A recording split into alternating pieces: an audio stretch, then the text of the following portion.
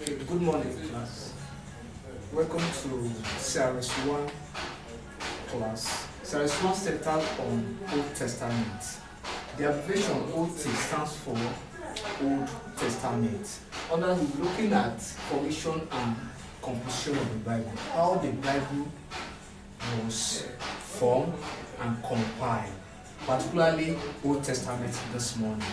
And the subheading under this formation and composition, you'll be looking at inspiration. The word inspiration, by its origin or etymologically, metamorphosed from a Greek word, which simply means God breathes.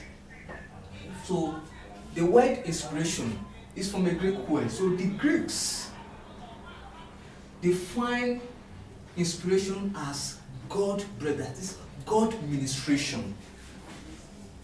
By this, the Bible was written through God inspiration. So the essence of this is to capture the opinion of scholars who erroneously believe that there is error in the Bible. So theologians believe that the Bible was written through God's inspiration. Therefore, there was no any element of error in the Bible. And that's why scholars, particularly theologians, quote 2 Timothy chapter 3, verse 16, which says that all scripture were written through God's inspiration. So I want to talk of the word inspiration. Inspiration is a divine ministration of God into the acts of man or the subject of God. The meaning of inspiration. The word inspiration has been defined by different theologians, different scholars, different teachers of the Bible.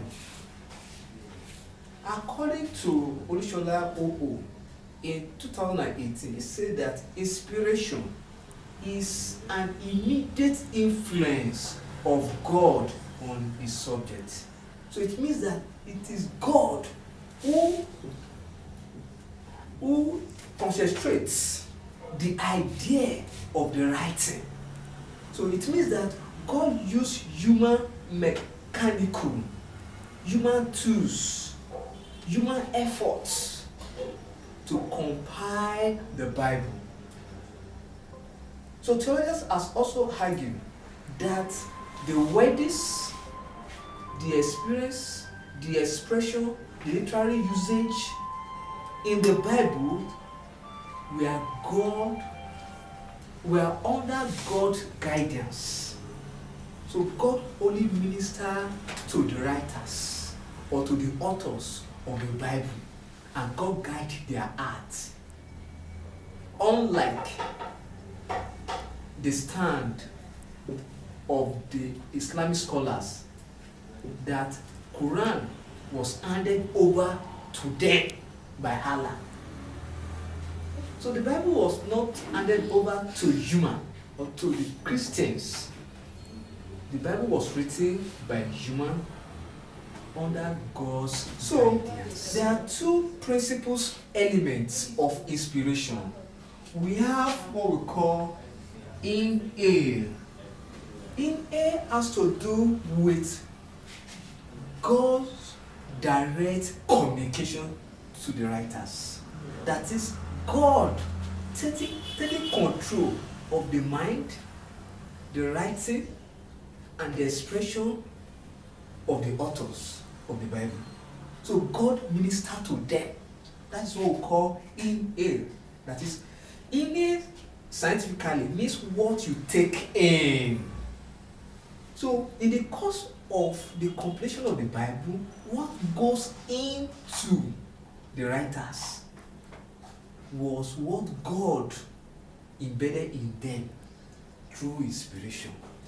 Then the second element is SA, which means what comes out from man or human scientifically. So at this point, theoretically, it simply means the outcome of what God ministered to the authors of the Bible. So God ministered to them, and the authors came up with an output, because God guides their ways, their literal expression, their experience, the usage, and every experience there in the Bible. So in our next class, we'll be talking about the theories of inspiration. Thank you.